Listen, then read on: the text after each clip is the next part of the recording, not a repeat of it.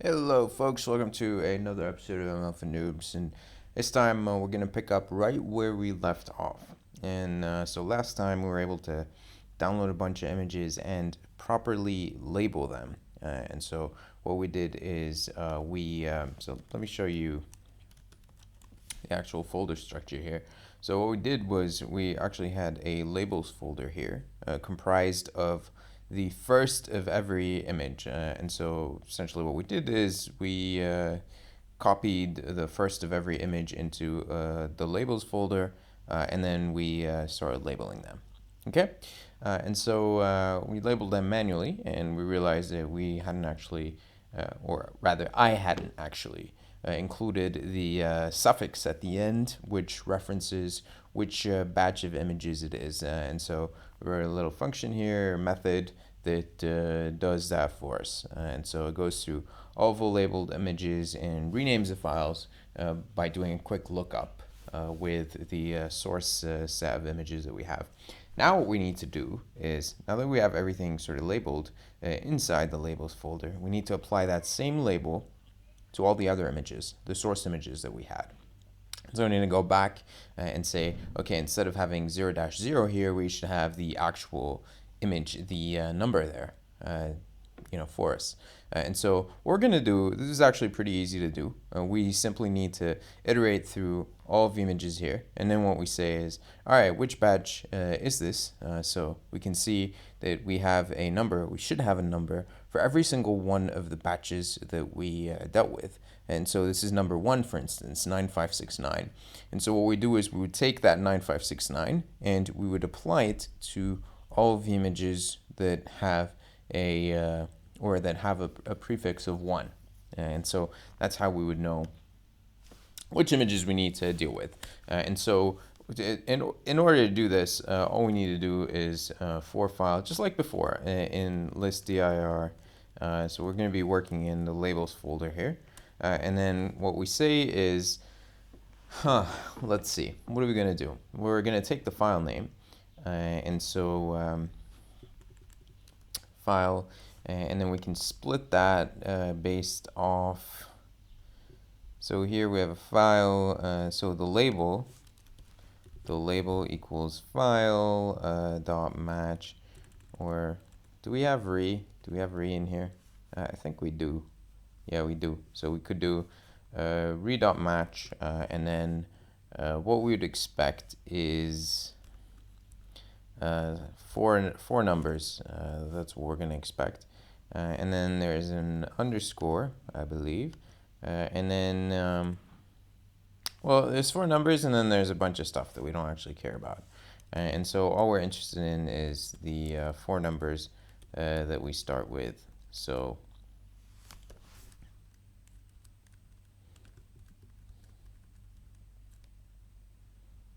okay, I think this would be sufficient. We're starting with 4 numbers. We just want to take those 4 numbers. All right, so if we did Python 3 and we had an str equals 1, 2, 3, 4 underscore blah blah dot, let's say JPEG, and then we say import re. I just want to make sure we've got the right syntax here. So re dot match.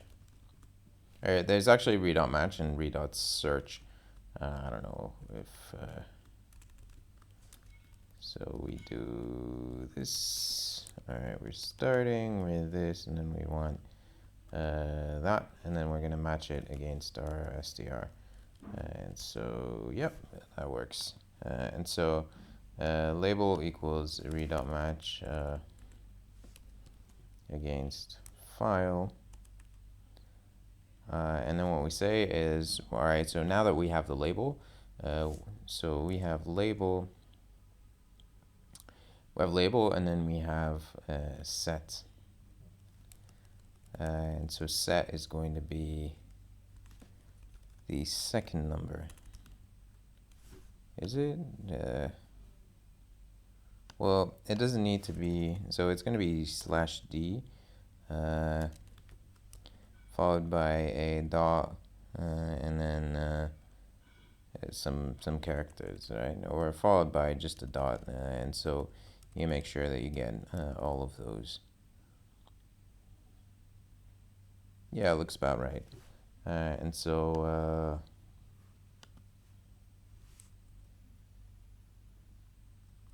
so you have str, and then let's do this. Let's see if it actually gets you what you need. Slash dot. Huh? Do you think that's gonna work? Yeah, we'll see. AB equals that is not iterable. All right, so you do get matches. So 0 would get you. No, what you want is 1 and 2. 1 and 2. And so you'd say matches, and then you'd say, and then you would have, so the label would be matches 1, and then the set will be matches 2.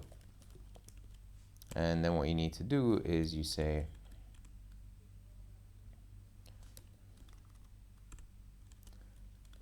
rename all images in data set with our label. And then what you would do is you would basically take your set and then you say, so for I in range, what was it, 100? Yeah, I don't like that we have all of these sort of fixed. It would make a lot more sense to have these as constants. And so no number images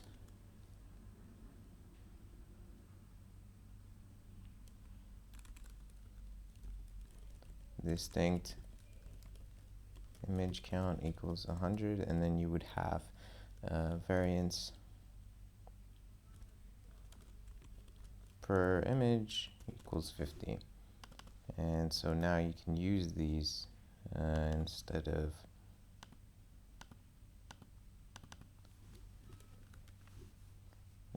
the fixed constants that we had.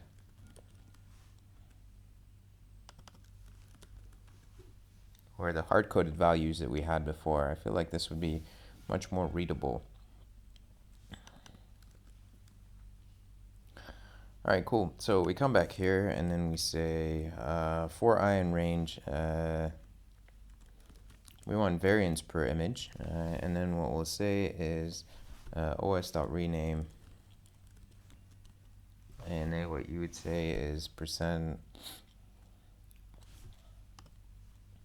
It's going to be percent %s dash percent %s, and that's going to be your set is fixed, and then your I. Okay, so that's the source file name, and then the destination file name will be percent %s dash percent %s percent. The set is not going to change. Well, actually, the set is going to change because you want the set to be your label. Now, of course, you could have the same value repeated. So how do you want to handle that case? How do you want to handle that case? If you have the same number repeated multiple times, how do you want to handle that case?